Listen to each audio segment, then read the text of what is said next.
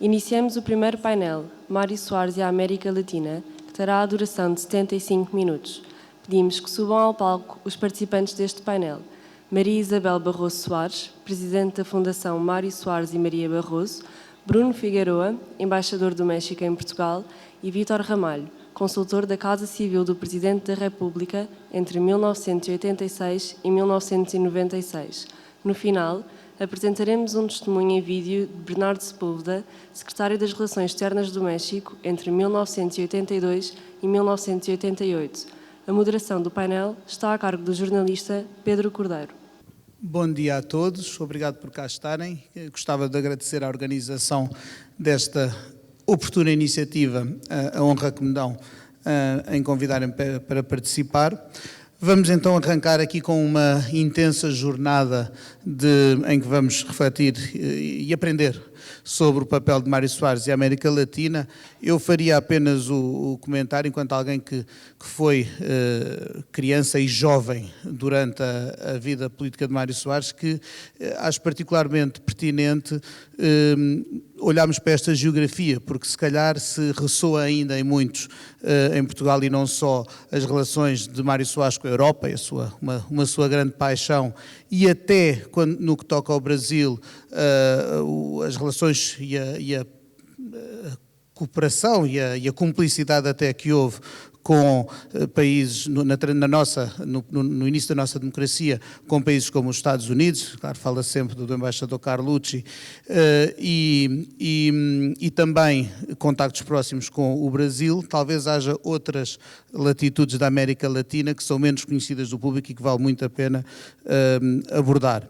E, porque nos pedem rigor na gestão dos tempos, arranquemos já para o diálogo com este painel que tanto também me apraz ter aqui, com ilustres personalidades, em particular aqui a minha querida amiga Isabel, a quem vou dar a quem vou pedir que dê o pontapé de saída. Mário Soares interessou-se desde cedo pela América Latina. Ainda antes do 25 de Abril esteve lá e quis estar especificamente em alguns locais, tinha uma noção e uma visão política ampla daquela região, quer fosse no repúdio a ditaduras como as de Pinochet ou como a do Brasil, ou a dos Somoza, ou a de Videla, quer também na crítica ao dinossauro político, como chamou a Fidel Castro. Isabel, a que se deve e como começa e como é que se recorda esse interesse de Mário Soares pela América Latina? Ora bem, bom dia a todos. Antes de mais, queria agradecer à professora Ana Paula Lamporino o convite. Para mim, enquanto filha, e acho que posso falar também pelo meu irmão, é muito comovente esta homenagem no centenário do meu pai, e é importante que se recorde o seu legado. Para nós é fundamental. Aquilo que eu me recordo da primeira viagem do meu pai à América Latina foi em 1970. Ele tinha acabado de vir em 68, no final de 68, de São Tomé, onde tinha estado deportado durante 8 longos meses, num isolamento quase total. Tinha vindo quando o Salazar caiu da cadeira e, portanto, quando Marcelo Caetano subiu ao poder, regressou a Portugal, começou logo a sua atividade política e deram-se praticamente no ano seguinte as primeiras eleições no tempo de Marcelo Caetano, na era caetanista. Claro que as eleições foram uma farsa. A princípio ainda se teve a esperança de que alguma coisa mudasse e que o regime abrandasse de certa forma. As eleições foram uma farsa, foram as primeiras eleições em que a oposição apareceu dividida, socialistas e comunistas, em vários círculos eleitorais, e depois, no final das eleições, houve de facto um grande desânimo, porque nada tinha mudado, a censura aí estava, a repressão aí estava, a polícia política, etc. E então ele, no início de 70, recebe um convite de uma amiga sua, Vitória Quente, que era filha de republicanos espanhóis e que vivia nos Estados Unidos, em Nova Iorque, para ir fazer uma conferência ao Overseas Press Club de Nova Iorque. Ele aceita com grande entusiasmo e resolve começar a sua viagem não pelos Estados Unidos, mas pela América Latina. Vai primeiro ao Brasil, fica completamente fascinado pelo Brasil, aliás, disse-nos quando voltou, eu se tivesse menos idade, se calhar tinha de viver para o Brasil, e vai ao Brasil, vai onde contacta com os exilados portugueses no Brasil, como Sarmento Pimentel, Pedroso Marcos, enfim, Vítor Cunha Riga, muitos outros, e também com os intelectuais brasileiros, como o Fernando Henrique Cardoso e outros, Darcy Ribeiro, que estavam na oposição à ditadura militar. Faz uma série de conferências sobre a situação política portuguesa, quase à porta fechada, porque vivia-se uma época altamente repressiva no Brasil, e depois daí vai para o México ainda e à Venezuela. E só depois é que vai aos Estados Unidos, onde faz a sua conferência no Overseas Press Club e onde ele denuncia muito duramente a guerra colonial e a situação política que se vivia em Portugal, a farsa eleitoral e a situação política que se vivia em Portugal, sobretudo a prisão arbitrária que tinham sido alvo os seus amigos e camaradas Salgado Zena e Jaime Gama. Portanto, é aí que se dá o grande testemunho nessa altura.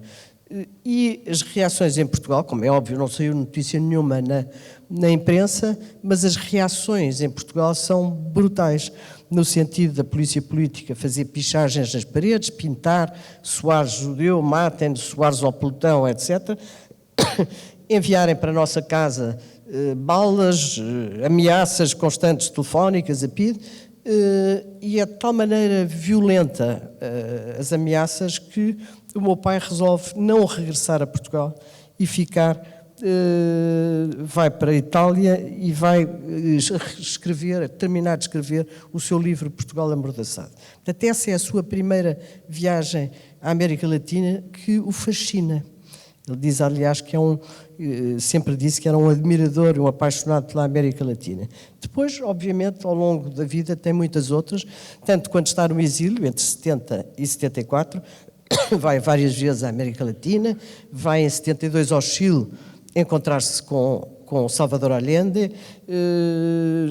participa numa série de iniciativas da Internacional Socialista e luta também um pouco dentro da Internacional Socialista para que a Internacional Socialista tenha um papel que acabou por ter fundamental na transição democrática dos Estados da América Latina. Aliás, há uma missão dele que é muito conhecida, em 1976, onde ele vai à República Dominicana assistir às eleições na República Dominicana, portanto, como observador, e ele em 76, é primeiro-ministro de Portugal, mas vai na qualidade de vice-presidente da Internacional Socialista, e há uma história deliciosa que ele contava sempre, é que ele vai e é recebido no aeroporto, vai com uma missão de 15 ou 16 pessoas, membros da Internacional Socialista, e é recebido no aeroporto pelo ditador Joaquim Balaguer, que era um ditador feroz, e Joaquim Balaguer está perfilado a recebê-lo como Presidente da República, com todo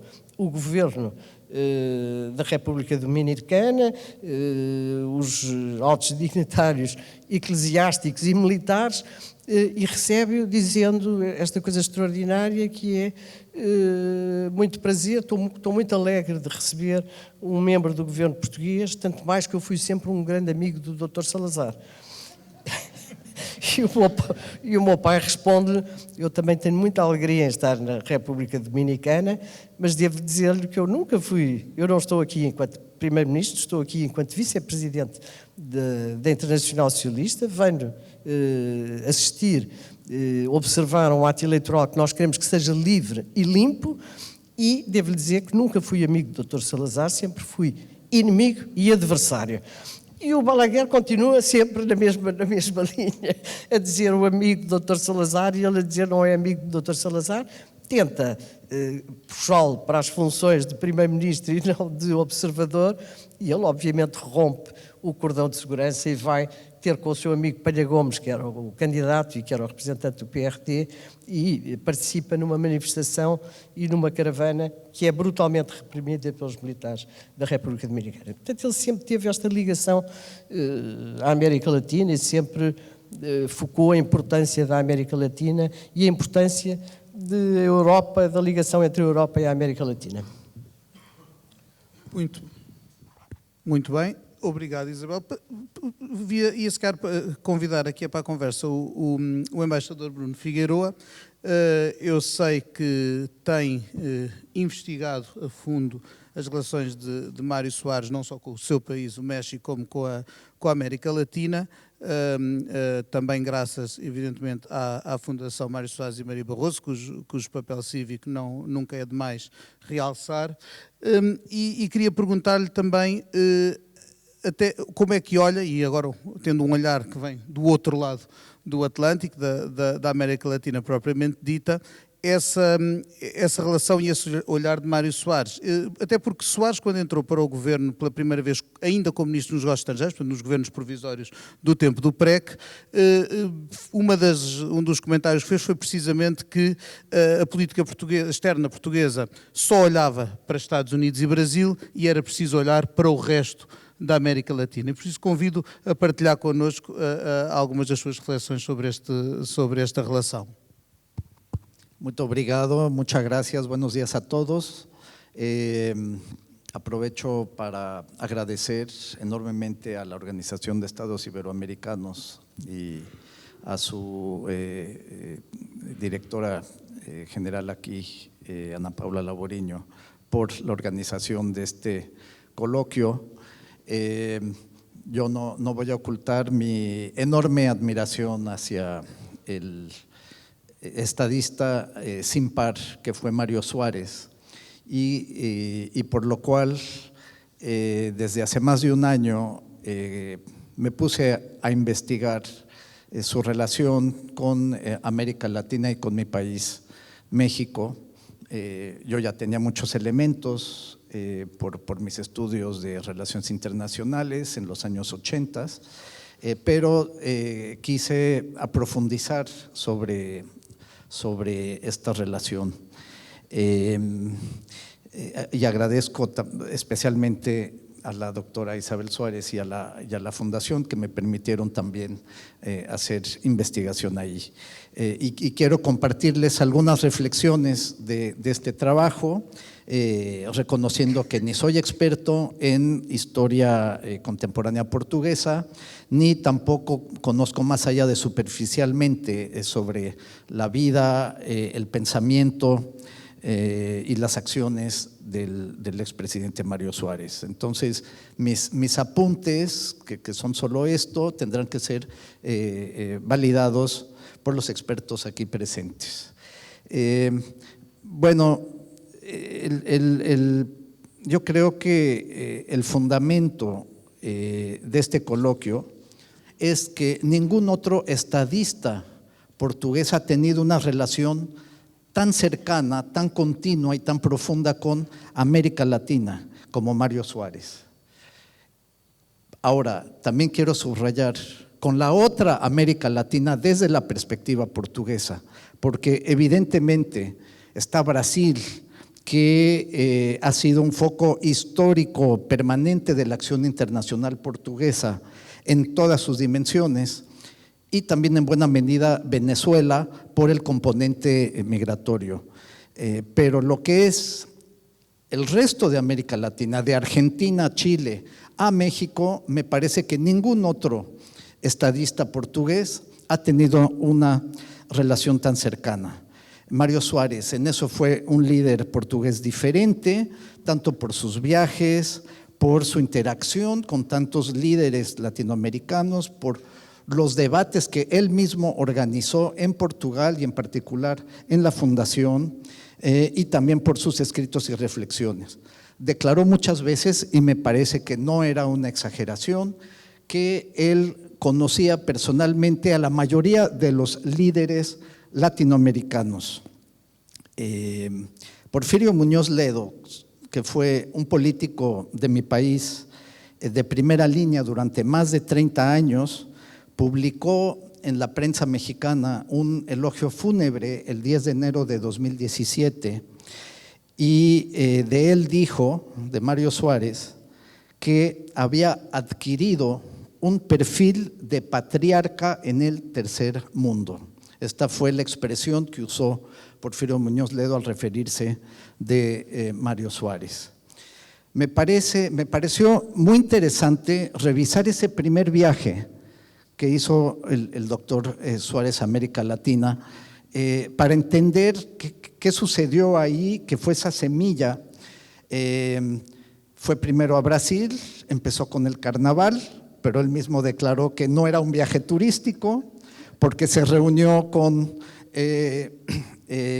opositores históricos al salazarismo en Brasil, pero también, y esa también fue una constante, se reunió en universidades, participó en coloquios y ahí empezó a conocer a los grandes intelectuales latinoamericanos, empezando en Brasil con Fernando Henrique Cardoso, con Helio Jaguaribe, en fin. Fue a Venezuela, que en ese entonces era una de las democracias más sólidas de América Latina, con una larga historia de democracia. Luego fue a México y ahí se reunió con exiliados españoles de la República, de la Segunda República Española. Hizo un viaje de 2 horas de la Ciudad de México para entrevistarse, hablar con un exiliado español. Parecería que Mario Suárez necesitaba abrevarse, tener la experiencia de exiliados, tanto portugueses como españoles, como para él, pues él antes de salir de Portugal en el exilio, como para tener las energías y entender cómo era la resistencia desde fuera. Efectivamente, el viaje culmina en Nueva York y quisiera yo leer la última frase de su declaración política, que me parece que encarna todo eso que él buscaba fuera de su país y que encontró eco en América Latina. Esta es la última frase: los demócratas portugueses cuentan con la fuerza de la opinión pública internacional, así como con la solidaridad de todos los demócratas para crear un movimiento que pueda poner un fin al apoyo internacional que ha beneficiado al régimen dictatorial portugués.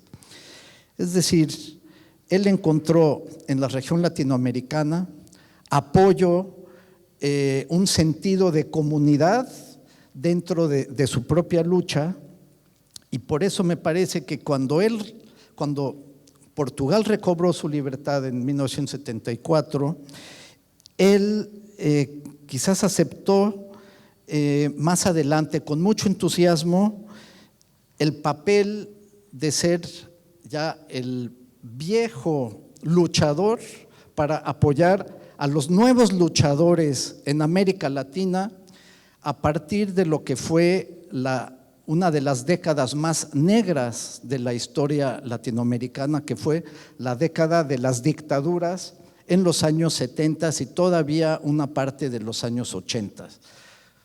No olvidemos esto: en esos años las democracias en nuestra región solo se contaban con los dedos de una mano. Entonces, esa es mi interpretación. Él tomó como una cruzada personal las batallas que fueron por la liberación democrática y la justicia en nuestra región. Es interesante anotar que Mario Suárez, en el prólogo que escribió a un libro escrito por Porfirio Muñoz Ledo en 2010, se describe a sí mismo como dirigente histórico del socialismo democrático. Dirigente histórico del socialismo democrático. En otros libros firmados por él, como este de la Fundación Porto Alegre y Nueva York, Un Mundo Dividido, hay una larga ficha biográfica que seguramente él revisó y autorizó, y ahí no se menciona este término. Me parece que era la etiqueta específica que él usaba para sus interlocutores latinoamericanos. Otro rasgo del doctor Suárez que encontré que me parece digno de destacar es el siguiente: podía ser dirigente del Partido Socialista, primer ministro o presidente, pero en todas las circunstancias era más importante su postura política personal que el cargo, aunque causara conflictos o fricciones con las limitaciones inherentes al cargo político. Y aunque también significara romper con la tradición diplomática portuguesa. La doctora Suárez lo mencionó, un incidente que también la semana pasada el doctor Andrés Malamud señaló en República Dominicana en marzo de 1978, como siendo primer ministro participa en una manifestación en contra del régimen en turno y casi fue expulsado del país. Y Balaguer todavía gobernó República Dominicana de 1986 a 1996, casi los mismos años que Suárez en Portugal, y no quiero imaginar cómo se saludaban en las cumbres iberoamericanas, por ejemplo, después de aquel incidente. Ese viaje de 1978 tuvo otro detalle muy peculiar. Antes del incidente, él llegó primero a México con la delegación de la Internacional Socialista y fue a saludar al presidente José López Portillo, quien le prestó el avión presidencial para volar a República Dominicana. Se fue de Boleya a Santo Domingo desde México en el avión presidencial, porque en ese entonces no había vuelos directos de Ciudad de México a Santo Domingo. Para mí esto me muestra cómo las relaciones personales de Mario Suárez podían llevarlo a tratar algunos asuntos de manera informal.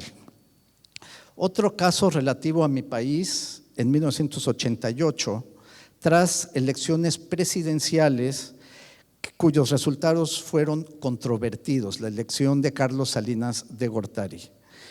Bueno, la izquierda mexicana acusó al partido en el poder, el Partido Revolucionario Institucional, de fraude, y en su texto de homenaje póstumo de 2017, Porfirio Muñoz Ledo, que era parte de la oposición desde los años 80, escribe lo siguiente: a raíz de una conversación que sostuvimos en Quito en 1988, Suárez fue el único mandatario que se abstuvo de enviar un mensaje de reconocimiento cuando sobrevino el fraude en México. Es decir, el presidente de Portugal no dio el reconocimiento al nuevo presidente tras las elecciones porque se lo pidió su amigo Porfirio Muñoz Ledo.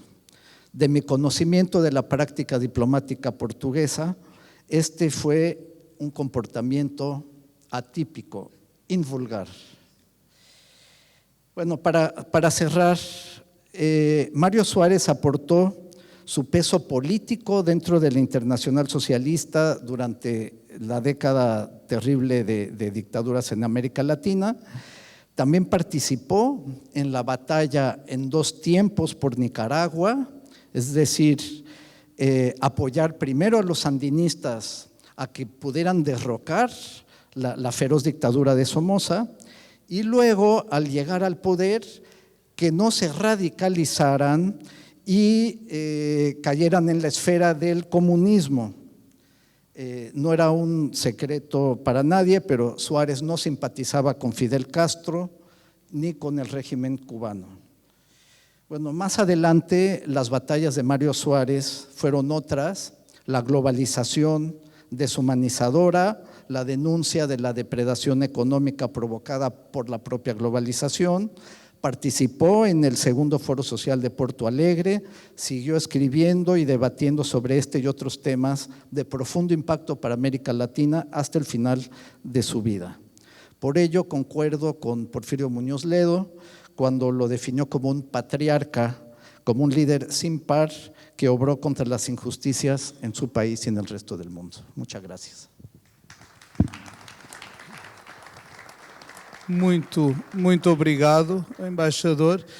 Alargando agora a conversa ao Vítor Ramalho e também lembrando a sua colaboração com Mário Soares já durante a fase da Presidência da República, precisamente a década que o embaixador Figueroa mencionava. Tenho curiosidade em perguntar-lhe como é que esta dicotomia entre relações pessoais e a informalidade que todos conhecemos a Mário Soares, mas ao mesmo tempo um elevado sentido de Estado de quem ocupava as funções mais altas da República Portuguesa, como é que era sem prejuízo de outras reflexões, claro que quero acrescentar, como é que era esse equilíbrio, como é que Soares geria esse equilíbrio entre o formal e o informal, entre o pessoal e o institucional? Muito obrigado. Antes de mais, eu queria agradecer à doutora Ana Paula Lourinho, que representa aqui todas as organizações que contribuem para este colóquio, e naturalmente saudar os companheiros que estão aqui neste painel e todos os participantes. Eu ouvi com muita atenção a intervenção de Isabel, que tem um conhecimento, para além da natureza política, de um relacionamento pessoal muitíssimo forte e também, naturalmente, do Sr. Embaixador. Ao ouvir as duas intervenções, devo-vos dizer o seguinte. A personalidade de Mário Soares traduz ao longo da sua vida uma invulgar coerência que tem a ver com a sua maneira de ser, com a sua formação, com as preocupações de natureza muito profunda sobre a Europa e sobre Portugal. Isto foi percebido de uma forma muito clara por Willy Brandt, que quando ele é eleito vice-presidente da Internacional Socialista, percebe, fruto da sua luta, do seu contributo para a causa da paz e do que conseguiu alcançar em Portugal, ele percebe que este era o homem indicado para fazer as missões da Internacional Socialista, desde logo na América Latina, também no Médio Oriente e em África. E é impressionante como é que os vice-presidentes, não tendo pelouros, na altura eram personalidades de referência mundial. Nós estamos a falar de Senghor, do Senegal, de Olaf Palme, de Mitterrand e de outros, de Bruno Kreisky, por exemplo, e mais tarde no congresso seguinte, em Geneve, entram também Felipe González e Ximenes Pérez. Mas é Mário Soares que Willy Brandt pede para ter estas missões. E ele percebe, respondendo à questão que aqui o Pedro me levantou, que esta personalidade era uma personalidade de contactos fáceis, tornando facilmente amigos de todos os quadrantes e, sobretudo, daqueles que lutavam pela liberdade. Ele, aliás, tem uma frase impressionante quando desenvolve a luta pela democracia em Portugal, que foi um farol para todo o mundo. Na altura, nunca se esqueçam, que foi o primeiro país do mundo em que os mencheviques venceram os bolcheviques. E mais do que isso, Mário Soares foi o primeiro-ministro socialista dos países do sul da Europa. Na altura, só eram conhecidos como membros responsáveis pelos governos os países nórdicos e a Alemanha.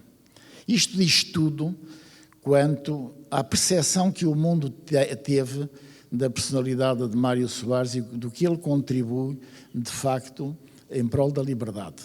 O antagonismo que ele tinha sobre a ditadura levou um dia a dizer que a oposição entre comunismo e capitalismo neste mundo ia caminhar, como caminhou, para as ditaduras e a liberdade. E ele estava sempre do lado da liberdade.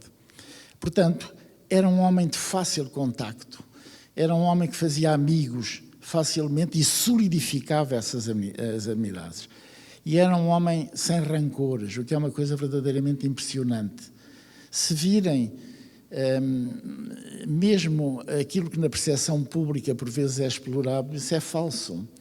Salgado Zenha foi sempre uma referência para ele, padrinho aqui da Isabel, e em casa de Mário Soares, que a Isabel sabe, que ia muitas vezes, a mãe dizia de Salgado Zenha, este é um irmão. Sempre, até o último sopro de vida, eu ouvi isso dela. Mário Soares era assim. E quando foi Presidente da República, para lhe responder, concedeu a Ordem da Liberdade a Salgado Zenha. Porque ele nunca esquecia o contributo que os amigos que teve ao longo da vida deram. A Isabel referiu aqui a questão da deslocação dele à República Dominicana e o ditador que o foi esperar. Há histórias deles interessantíssimas. Ele, numa destas viagens, o avião teve necessidade de parar numa determinada ilha e o homem que o foi a correr recebê-lo era um cônsul de Portugal.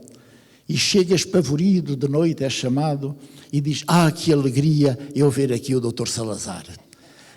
E o Mário Soares contava isso, lembras-te, Isabel, contava isso com muita,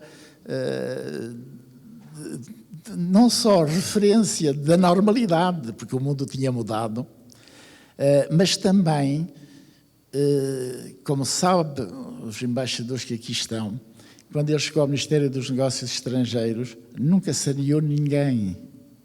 Isto é impressionante. Procurou dar a visão do novo mundo.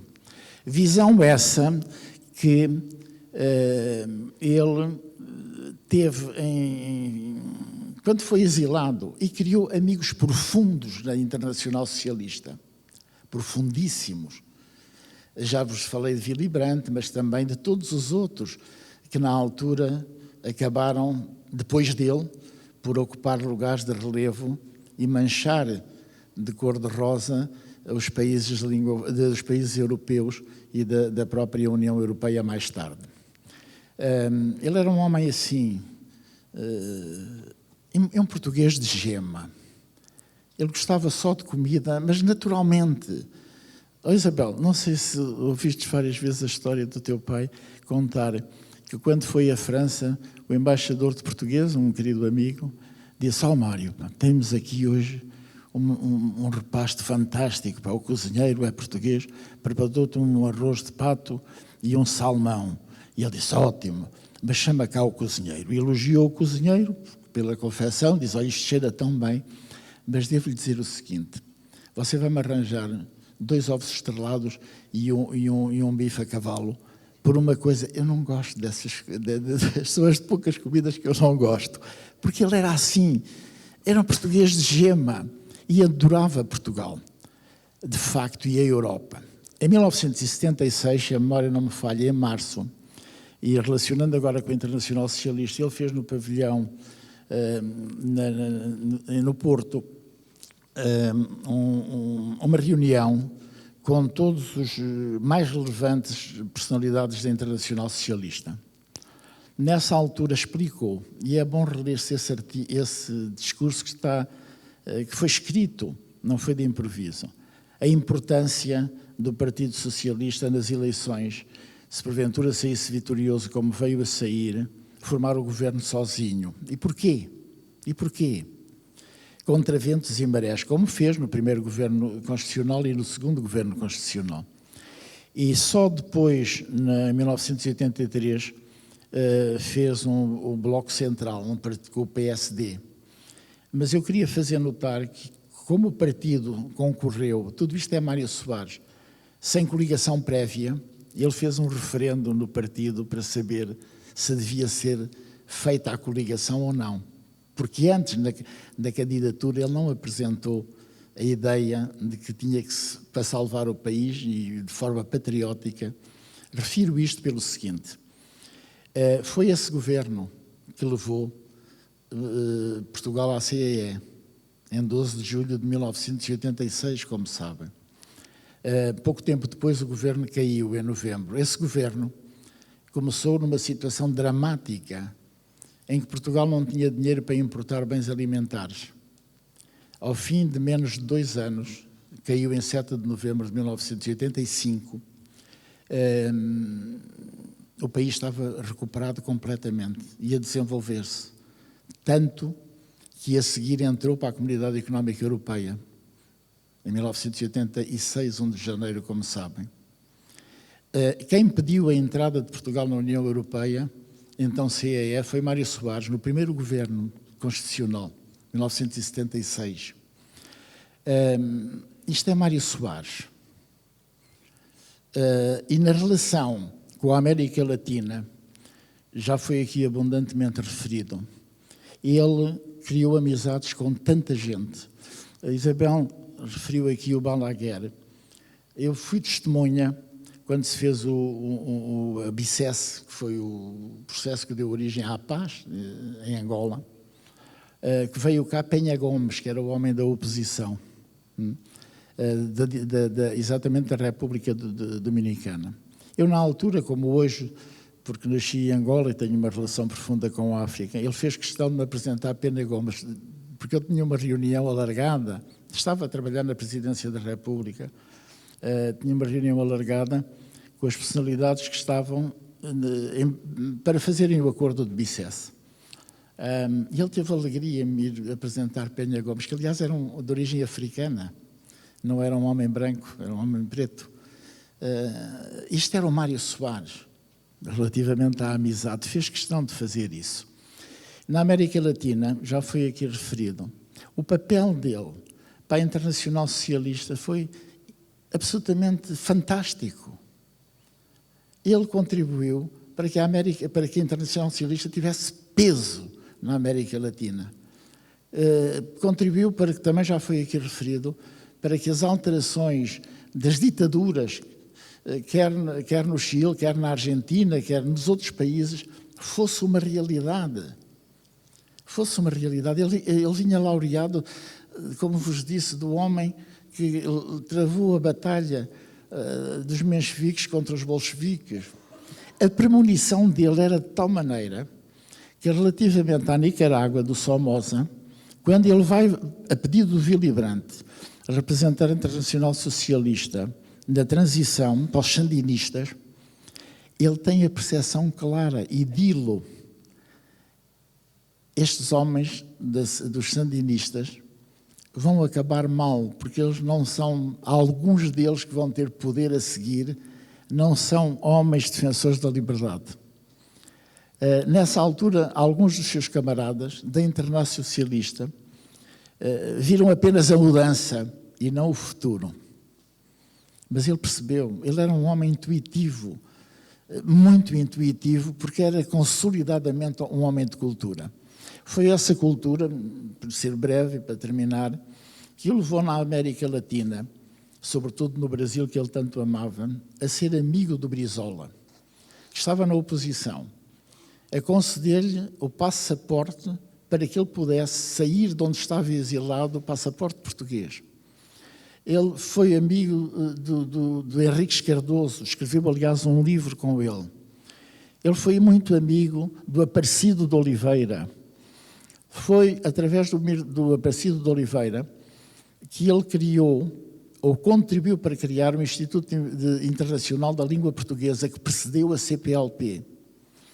Porque nessa intervenção de março de 76, na Internacional Socialista no Porto, no Palácio de Cristal, ele não só deu conta da importância do que é o socialismo democrático, do que significa a liberdade, da luta em prol da liberdade em Portugal, da repercussão dela em todo o mundo, como tem várias frases dizendo o seguinte: terminado o ciclo do Império, a inevitabilidade da entrada na União Europeia, da CEE, é uma realidade como veio a ser, como sabem. Isto em 1976, 10 anos depois nós entramos. Mas Portugal não se esgota na União Europeia, na CEE. Portugal tem que preservar as relações com os países que foram sempre países de referência em todo o mundo. E isso é de tal maneira verdade que hoje, das 7.500 línguas que há no mundo, Entre as 10 primeiras está o castelhano, como sabem, e o português. Ambas com um peso enormíssimo hoje nas redes sociais e ainda maior nas relações económicas. Isto foi compreendido pela China, que agora é uma superpotência. Na altura não era. Estava, digamos, a tomar balanço para que depois da implosão da ex-União Soviética o viesse a ser. Mas ele tinha essa premonição e sabia que o país, o continente mais perto por via marítima das Américas para a Europa é Portugal, não há outro. Agora que o Reino Unido saiu do Brexit. Ele sabia também que os países de língua oficial portuguesa têm como fronteira o mar. Têm como fronteira o mar. Ele sabia disso. E a importância futura do mar, sempre ligado aos oceanos. Era essa visão universalista e tolerante, alavancada também na história, no contributo que se pode dar à Europa. Para terminar, num mundo multipolar, em que se está a fazer a gestação para uma nova realidade, é bom que pensemos no seguinte: qual é o contributo da Ibéria, dos 2 países ibéricos, para a União Europeia? É gigantesco. Porquê? Porque o português e o castelhano são as línguas mais faladas na América Latina. E o português é a primeira língua mais falada do Atlântico Sul. Em África, no futuro, no final deste milénio, o país mais populoso de língua portuguesa é Angola.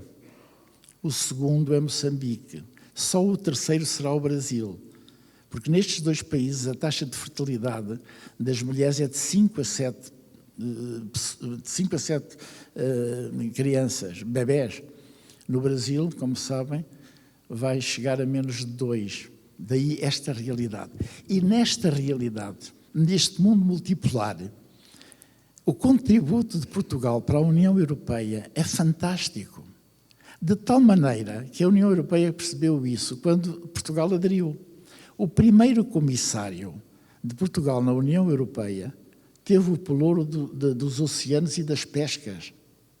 E o segundo, das relações com os países ACPs. A Europa não pode perder isso. E os governos sucessivos de Portugal não podem perder isso. Daí que, olhando para o futuro, penso eu, que Mário Soares estaria a lutar muito para que a Internacional Socialista fosse reinventada pela importância que tem. Sabem porquê? Porque quando foi a pandemia, se não houvesse Estado, era muito complicado. Portanto, é falso o princípio de que a menos Estado corresponde ao melhor Estado, porque nos momentos de catástrofe, de situação, o Estado é chamado como regulador a intervir. Primeira questão. Segunda questão. Estes dados que eu aqui trouxe, da língua, dos oceanos, das fronteiras, do futuro, do peso, do facto de, em Angola, 75% das relações entre as várias etnias em Angola é feita por português. E o português é a língua materna. Ouviram? A língua materna. Como vai ser depois no Brasil, em que nós vamos até a profundidade da Amazónia. Soares percebeu isso e tornou-se muito amigo da Allende, já disse de Fernando Henriques Cardoso, de Altamirano. Eu estava aqui a citar todos os homens da democracia. Ele foi mesmo um gigante, não é por eu ser amigo dele, ou ter sido. Foi mesmo um gigante. É pena que, decorrido este tempo todo, depois de 25 de abril passaram-se 50 anos e nós, mais velhos, não tínhamos tido a sageza de transmitir a grandeza que este homem tem, dos homens mais ilustres do século XX. Ele, aliás, viveu praticamente 3 séculos, se pode dizer assim. E eu tenho uma enorme admiração por ele. E o que aqui traduzi, como a Isabel e como aqui o embaixador, é testemunha disso. Muito obrigado. Muito obrigado, Vítor. Antes de assistirmos ao testemunho do antigo secretário Bernardo Sepúlveda, eu julgo que temos tempo para uma ou duas breves questões, se houver no público quem queira colocá-las ao painel. Só uma pequena intervenção em função... Já agora pedia só que se identificasse para saber... Pedia só que nos se identificasse, só para o público todo saber quem meu nome é Raimundo Carreiro, eu sou embaixador do Brasil em Lisboa. É só uma pequena intervenção, já que está falando de depoimentos da grandeza de Mário Soares, e o último palestrante falou da relação dele com o José Aparecido, que foi embaixador do Brasil aqui em Lisboa.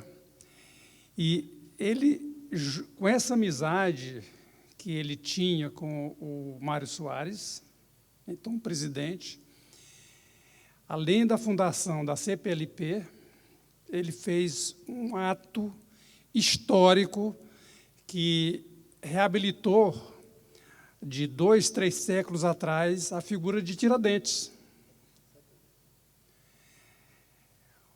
Ele fez um trabalho, o Zé Aparecido, junto ao presidente Mário Soares, ele fez um trabalho diplomático, um trabalho histórico, um trabalho incomensurável de conseguir a reabilitação do Tiradentes, que, como todos sabem, Tiradentes é um herói brasileiro, um herói da independência, ele foi decapitado naquela época, porque ele defendia a independência do Brasil, e o Zé Aparecido, como mineiro, um bom mineiro, ele fez o trabalho dele aqui em Portugal durante todo esse período, e ele conseguiu uma lei aqui do Parlamento, da Assembleia da República, assinada pelo presidente Mário Soares, de reabilitação de Tiradentes. Qual foi o argumento principal e que se pode extrair disso? Era de que, como Tiradentes era um herói brasileiro, então ele seria também um herói português. E foi feita essa lei. O José Aparecido, que foi embaixador, como eu já falei, ele mandou confeccionar 4 bustos de Tiradentes. Ele colocou no jardim da embaixada, da residência da embaixada aqui em Lisboa. Um outro está lá na Fundação Mário Soares. Eu fiz questão de mandar verificar lá a existência desse busto, e o outro em Minas Gerais. Quando eu cheguei aqui em Lisboa como embaixador, eu tive um contato com o filho dele, do Zé Aparecido, e ele me deu toda a documentação do histórico da reabilitação de Tiradentes. E aí eu fui procurar onde estava a estátua, a figura de Tiradentes que ficou na embaixada. E encontrei lá no subsolo da casa, e ela não estava mais no lugar que o Zé Aparecido quis que ela ficasse, que era nos jardins. E eu, para me certificar, como eu acabei de dizer, eu pedi uma pessoa da embaixada, um secretário, que fosse lá na Fundação Mário Soares certificar se a estátua estava lá. Porque eu queria repatriar, como repatriei, a que estava na residência. Para quê? Para dar uma altura maior, ainda maior, ao Tiradentes. Lá na Comissão de Constituição e Justiça da Câmara dos Deputados, quem vê lá tem uma figura, um quadro muito bonito da figura de Tiradentes, lá na Comissão de Constituição e Justiça da Câmara dos Deputados. E na Comissão de Constituição e Justiça do Senado Federal Brasileiro não tem a figura do Tiradentes. Então, eu contatei com o Itamaraty e com o Senado Federal, de repatriar a figura do Tiradentes, para que ela fosse colocada num busto, o busto de Tiradentes, lá na Comissão de Constituição e Justiça do Senado Federal. O que já está tudo preparado para, quando tiver um momento mais apropriado, de a gente colocar essa estátua do Tiradentes lá. Mas era esse depoimento que eu queria dar, como o senhor falou, da amizade dele com o Tiradentes e da sensibilidade dele de concordar com a tese do Zé Aparecido de reconhecer o Tiradentes como um herói brasileiro e um herói português. Muito obrigado. Muitíssimo obrigado, Sr. Embaixador. Não, era o que faltava. Peço imensa desculpa, mas não podia deixar, em homenagem ao Dr. Mário Soares, de referir. O Sr. Embaixador teve presente tudo, mas há uma coisa que é marcante e que o Mário Soares teve presente, é que Tiradentes era português.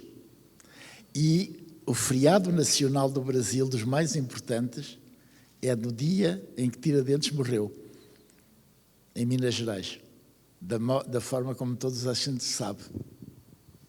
Pronto, desculpe lá isso. Agradeço este seu... Sim. Vou deixar outro marco aqui também, e eu sei que a dona Isabel sabe disso, e o senhor todos sabem, que quando o Mário Soares faleceu, o presidente da República e todos os ex-presidentes da República vieram. O presidente da República convidou todos os ex-presidentes da República vivos no Brasil e vieram prestar uma homenagem, a última homenagem ao Mário Soares no seu falecimento. Verdade, eu queria, já agora, aproveito para reforçar esse testemunho com um dos primeiros trabalhos que fiz como jornalista foi quando o presidente Lula da Silva veio a primeira vez a Portugal nas suas funções, primeiro mandato, 2003. E houve uma exposição na Fundação Mário Soares, uma exposição fotográfica sobre a vida de Lula da Silva, desde operário metalúrgico, preso político, até Presidente da República. E pude testemunhar, pude não só conhecer o Presidente Lula da Silva, que foi uma grande sorte, como testemunhar a alegria.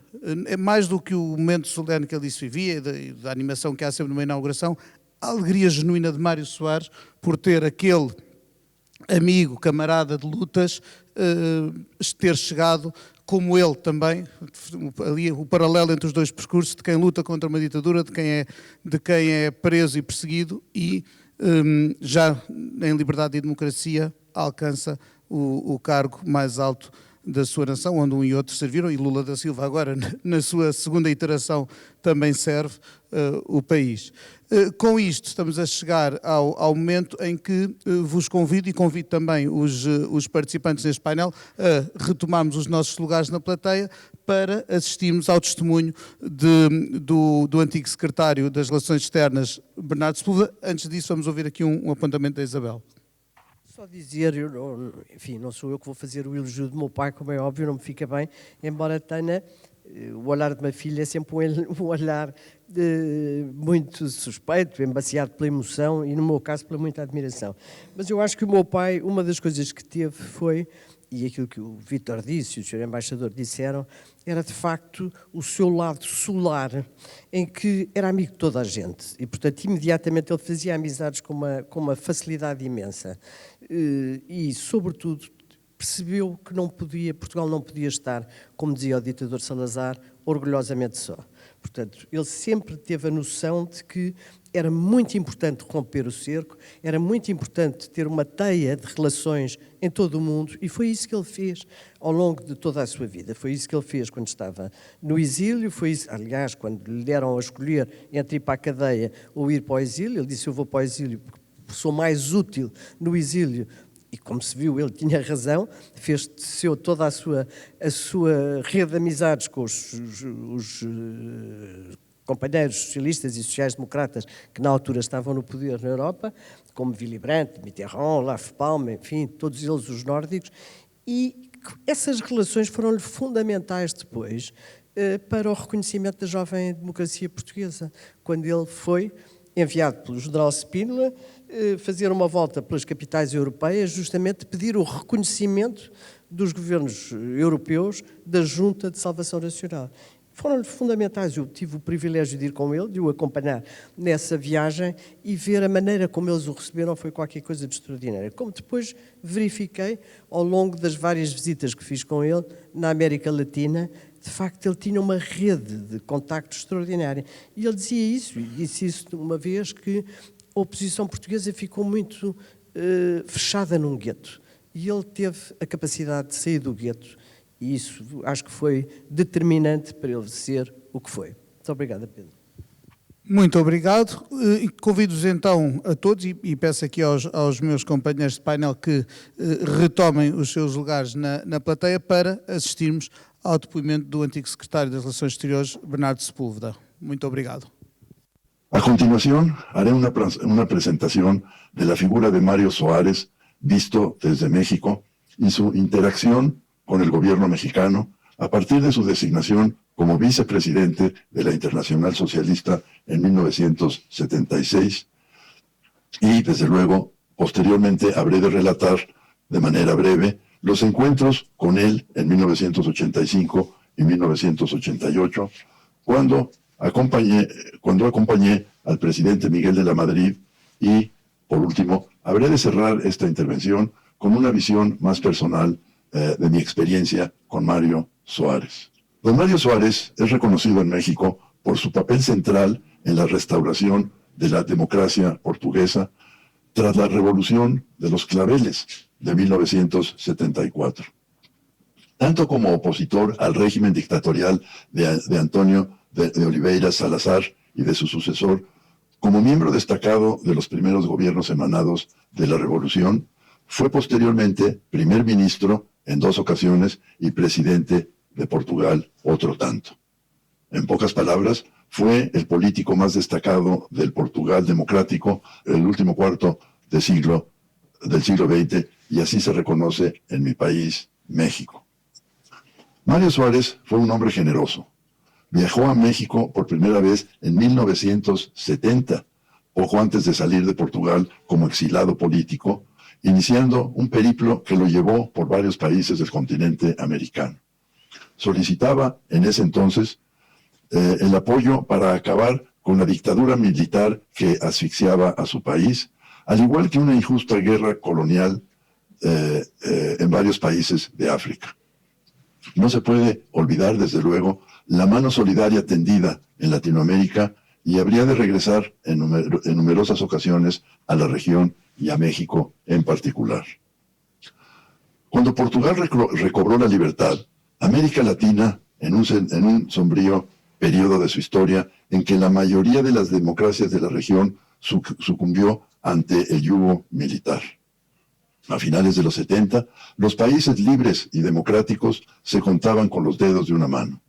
Y Mario Soares, en su calidad de vicepresidente de la Internacional Socialista, fue parte de un grupo de destacados políticos europeos que se solidarizaron con el movimiento democrático de liberación. Comprendió Mario Soares el papel de México, que recibió refugiados políticos de toda América Latina, incluyendo decenas de miles de guatemaltecos a principios de los años 80, y que apoyó todas las iniciativas para el retorno de la democracia en la región. En varios de sus viajes a México, Soares fue recibido por el presidente en turno. Inclusive, en 1978, el presidente López Portillo, en un gesto amable y generoso, proporcionó el avión presidencial mexicano para que una delegación de la Internacional Socialista, de la que Soares era parte, volara directamente a República Dominicana desde la Ciudad de México. Debe recordarse que en ese momento no había vuelos directos a Santo Domingo, y con esa actitud generosa del presidente López Portillo pudo llegar a tiempo a su reunión en Santo Domingo. Soares era una persona cercana a la gente y gustaba de debatir con el socialismo democrático que él defendía. Para esos propósitos, dio conferencias en la Universidad Nacional de México, entre otros lugares. También tuvo una relación cercana con la mayoría de los presidentes que en ese entonces ocupaban el gobierno de México. Fui secretario de Relaciones Exteriores durante el gobierno de Miguel de la Madrid a partir de 1982 y hasta 1988. En 2 ocasiones acompañé al presidente en escalas que llevó a cabo a las Islas Azores. La primera, de regreso de la India, en un viaje que efectuamos para una visita de Estado en Nueva Delhi, y eso sucedió en febrero de 1985, y la segunda ocurrió rumbo a Suecia en enero de 1988. En la primera ocasión, Soares era primer ministro y en la segunda ocasión era ya presidente de Portugal. También llevé a cabo una visita oficial de varios días a Portugal en julio de 1986. En esa ocasión, el presidente Soares se encontraba fuera del país y quien me recibió fue el primer ministro Aníbal Cavaco Silva, que generosamente me brindó su hospitalidad. En los 2 encuentros del presidente de la Madrid, naturalmente las conversaciones versaron sobre la relación bilateral y sobre la manera que se podría implementar para darle mayor contenido. Pero también, debo recordar, se trataron otros temas interesantes que tenían una particular importancia para la comunidad internacional en su conjunto, para Europa, para Portugal, para México y para América Latina. Esos temas que interesaron de manera particular a Mario Soares se tenían que ver en particular con la situación de Centroamérica, el agudo problema de la deuda externa en América Latina y el proceso de desarme nuclear, que era también un asunto de la mayor importancia para las partes involucradas. Y este último tema, el del desarme nuclear, se suscitó porque México encabezaba una iniciativa multilateral de desarme con el llamado el Grupo de los 6, que estuvo trabajando 6 gobiernos de distintas partes del mundo para tratar de asegurar que existía un proceso de control de los armamentos nucleares. Es preciso también recordar que en los años 80 se vivió en Centroamérica las últimas tensiones de la Guerra Fría. El gobierno de Estados Unidos, que encabezaba en ese entonces el presidente Ronald Reagan, creía en la teoría del dominó y consideraba que la Nicaragua sandinista era un foco de comunismo que habría de extenderse por toda la región y que por tanto había que someterla a toda costa. Sin embargo, México encabezó con un grupo de 8 gobiernos democráticos de América Latina un enorme esfuerzo diplomático a través de lo que se denominó el Grupo de Contadora, con la intención diplomática y política de asegurar que se evitaba una guerra regional en Centroamérica. Es decir, que los focos de tensión en El Salvador, en Nicaragua, en Guatemala, ameritaban un esfuerzo diplomático y político de la mayor importancia para garantizar la pacificación de esos países que se encontraban afectados por una guerra civil. Me voy a permitir hacer una referencia específica a un hecho notable que no ha ocurrido en mi experiencia en mucho tiempo.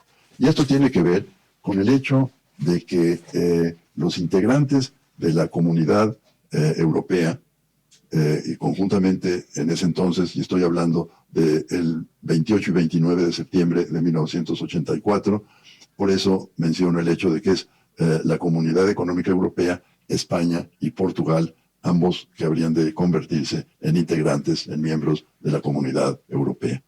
Pero en ese entonces, la parte notable es que todos los cancilleres integrantes de esa Comunidad Europea, incluyendo en ello a los cancilleres de Portugal y España, se trasladaron a la ciudad de San José, Costa Rica, para una reunión con el Grupo de Contadora, lo cual fue excepcionalmente notable. Es decir, si lo recuerdo bien, 12 o 14 cancilleres viajaron expresamente para sostener conversaciones y negociaciones con los integrantes del Grupo de Contadora. Esto, debe reconocerse, es poco usual. Leo de manera sucinta 2 párrafos del comunicado conjunto que se produjo como consecuencia de esa visita de los cancilleres europeos para respaldar las negociaciones de paz del Grupo de Contadora.